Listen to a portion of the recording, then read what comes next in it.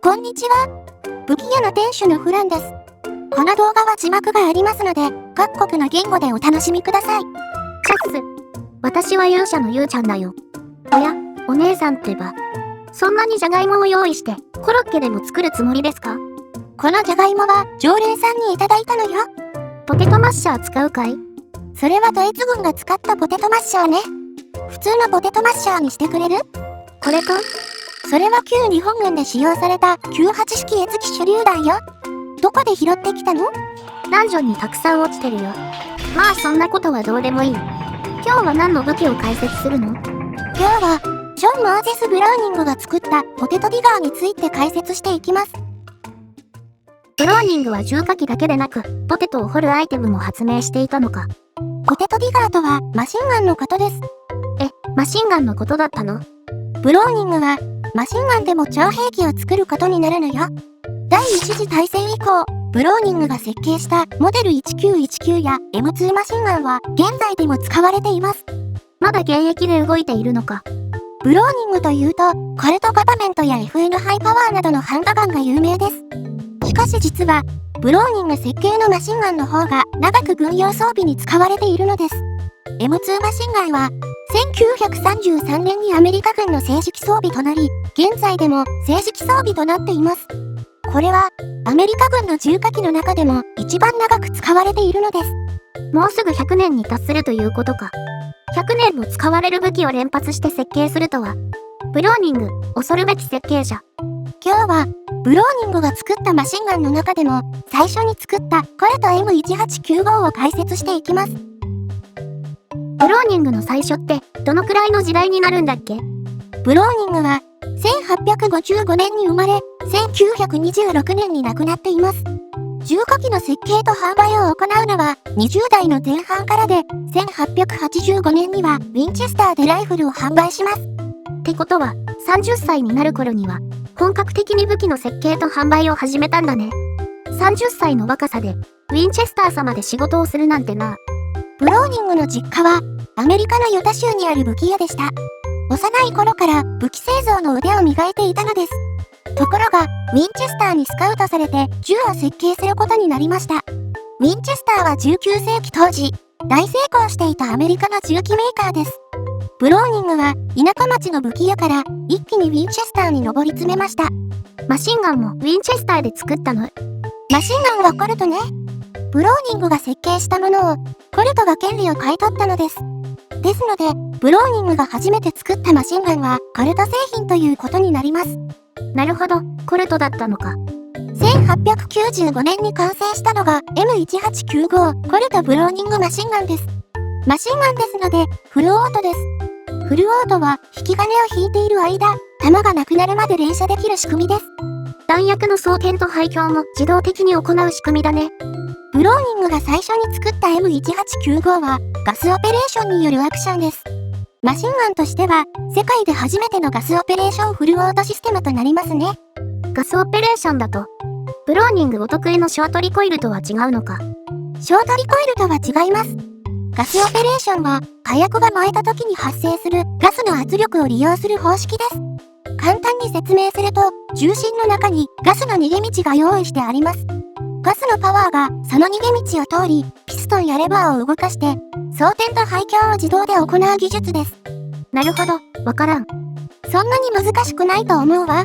ガスのパワーで押しているだけなのよ。M1895 の場合、銃口から15センチほどの場所にガスの逃げ道があります。この穴をガスが通って、レバーを押します。すると、レバーアクションのライフルのように、ボルトを交代させて、配供と装填を行います。なるほど、レバーアクションか。ウィンチェスターライフルのレバーアクションをガスの力を使って自動的に行う仕組みといえばわかりやすいわね。ウィンチェスターで仕事をしていたブローニングならではのアイデアね。おう、ウィンチェスターライフルのレバーアクションをガスの力を使って自動で動かすってわけだ。そういうことね。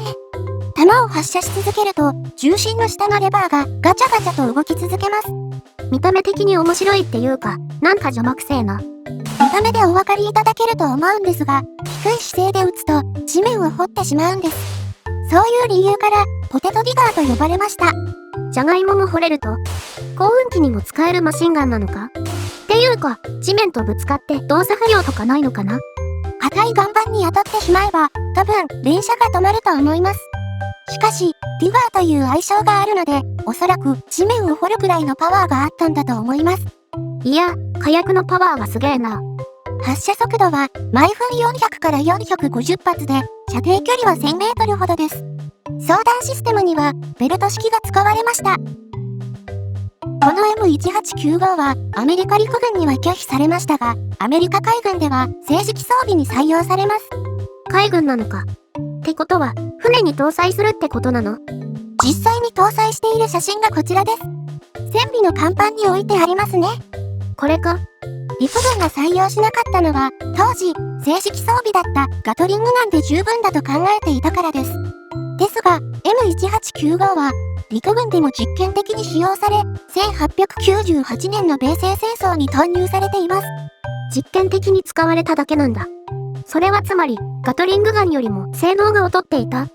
なんとも言い難いところです。競合のガトリングガンは、非常に優れた連射兵器でした。まあ、競合といっても、ガトリングガンもブラウニングもコルトの製品なのですが、またコルトが儲けやがったのか？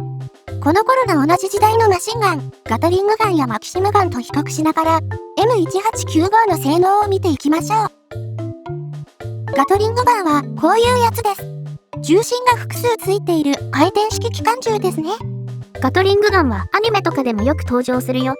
ガトリングガンは見た目通り、重心がたくさんあります。一方、こちらがマキシムガンです。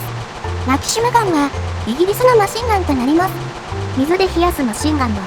ガトリングガンが多重心なのに対し、ブローニングの機関銃は重心が1本だけです。M1895 の長所は、見た目通り、軽いということですね。あ、やっぱりガトリングガンは重心の数だけ重いってことか。そういうことね。M1895 の重さは銃本体だけで16キロほどです。しかし、ガトリングガンは銃本体だけで50キロを軽く超える重さです。手押し車や三脚に乗せて使いますが、進むときに歩兵のスピードに合わせるのは大変です。これでは、山の中を進むのは無理じゃないのか？複雑な地形を進む場合、このように分解して持ち運ぶことになります。ジャパニーズカゴスタイルか。M1895 であれば、一人で持ち運ぶことも可能ですね。使うときは、三脚に乗せて使っていました。これはガトリングガンよりもシンプルで使いやすそうだね。M1895 は、このように低い姿勢で発射することも可能でした。プローンシューティングってやつか。敵の攻撃を回避しやすい撃ち方だね。これだけ低いと、そりゃあ芋も掘れるわな。伏せ撃ちができる点は、ブローニングの方が有利でした。ガトリングガンは伏せ撃ちできるような武器ではなかったからです。ガトリングガンよりもブローニングのマシンガンの方が優れているんじゃないのか。軽さや扱いやすさ、伏せ撃ちという点では、ブローニングの方が優れていました。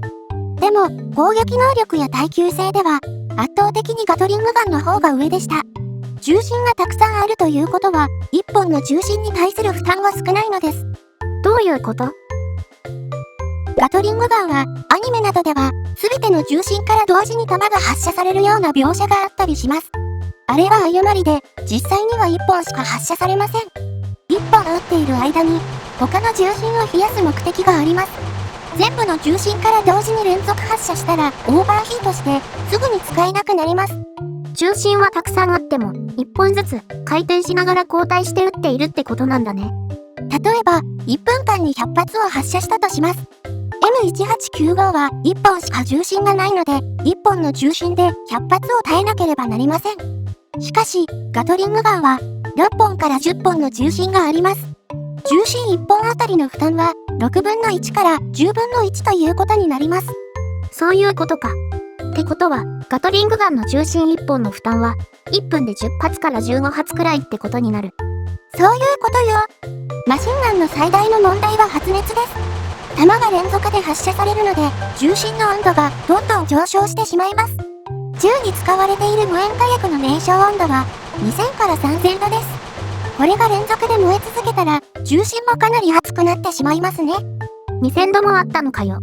重心が熱くなりすぎると、弾薬が薬室に装填された時点で弾が発射されてしまいます。重心の熱だけで、薬莢の中の火薬が発火してしまうからです。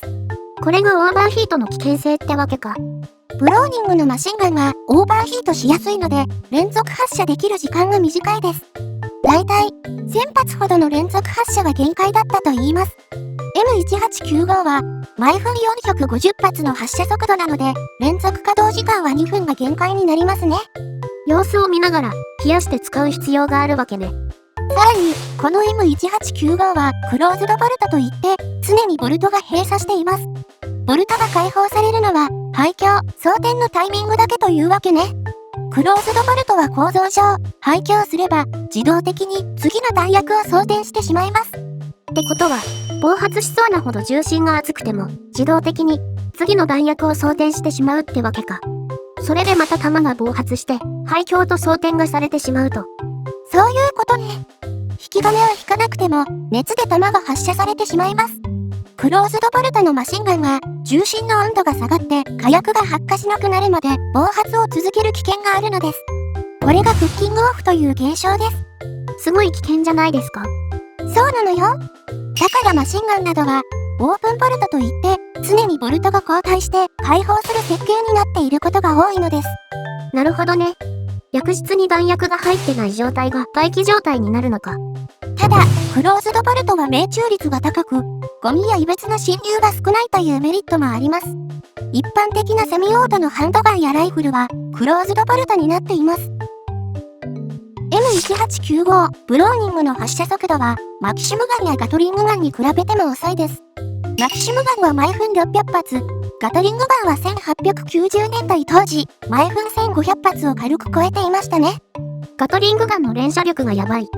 発射サイクルが遅いことは悪いことではありません。その分、発熱量が少なくて済みます。なるほど、そういうメリットがあるのか。マキシムガンやガトリングガンは長時間撃ち続けることが可能な武器のため、冷却能力が高いです。しかし、M1895 は温度が上がりやすいので、バーストショットが基本になります。バーストショット。例えば、5発とか10発の連射で止めて、それを断続的に行う射撃方法です。現代のオートマチックライフルでも、バーストモードというのがあり、2から3発で自動的に射撃を止める機能があります。そういう機能か。村打ちを減らして、温度の上昇を抑えるって感じかな。そんな感じです。M1895 は空冷です。例えば、マキシムガンというマシンガンは水冷で、重心の周りにウォータージャケットをつけています。でかい水筒みたいなやつだな。マキシムガンのような水冷でも、水が沸騰して湯気が立ち上るくらいの温度になります。マキシムガンも重心は1本だけですが、水を使っているので冷えやすいのです。空冷の M1895 は、水冷式と比べても温度が上がりやすいわけね。魚でも肉でも、重心の上で焼けてしまうな。M1895 でポテトを掘って、そのままバーベキューもできるぞ。そうね。しかし、同じく空冷のガトリングガンですが、冷却に関しては桁違いの性能を持っていました。ガトリングガンは簡単にはオーバーヒートしません。実験によると、ガトリングガンは5時間くらい連続発射し続けても壊れなかったそうです。これは、当時としてはありえないほどの耐久性でした。ブローニングは2分なのに、ガトリングガンが5時間っておかしいよね。ガトリングガンは、回転して風を発生させるので、冷却性能が高いのです。加えて、多重心で負担も分散されて少ない。攻撃力や耐久性ではガトリングガンが圧倒的なんだね。そういう利点があったからガトリングガンを使っていたってことか。M1895 も軽量さでは大きく勝っていました。しかしアメリカ陸軍は早急にガトリングガンと入れ替えるという判断には至らなかったのね。そういうことだったんだね。ちなみにガトリングガンはフルオートではありませんでした。レバーを回して発射するタイプで、これはセミオートになるんですかね。へえ、フルオートに改造されていなかったんだ。ガトリングガンがフルオートになるのは20世紀の初頭くらいですが、その時には廃れていました。1911年に完全に軍の装備から外されます。なるほど。ガトリングガンについては別の動画で詳しく解説しているから、興味のある人は見るといい。M1895 マシンガンは、アメリカ陸軍に採用されることはありませんでしたが、あちこちの戦争で使用されました。第一次大戦の前、1910年頃になると、M1895 マシンガンは時代遅れとみなされていました。中古機のアップデートが激しいからな。登場して15年も持てばいいんじゃないですかね。コルトは、M1895 の権利をアメリカのマーリンという会社に売却します。マーリンは、ポテトディガーに改良を加え、レバーアクションではなく、ピストン式になりました。もうポテトが掘れないの？掘れません。前後にピストンがスライドする方式になりました。なんということだ。このマーリンのマシンガンは、第一次大戦に間に合い、連合軍側で数万丁が配備されることになります。ポテトは掘れませんが、同じくガスオペレーションで動くマシンガンですね。ポテトだけじゃなくて、塹壕も掘れたら便利だったのにね。確かにね。第一次大戦になると、航空機が兵器として実用化されていました。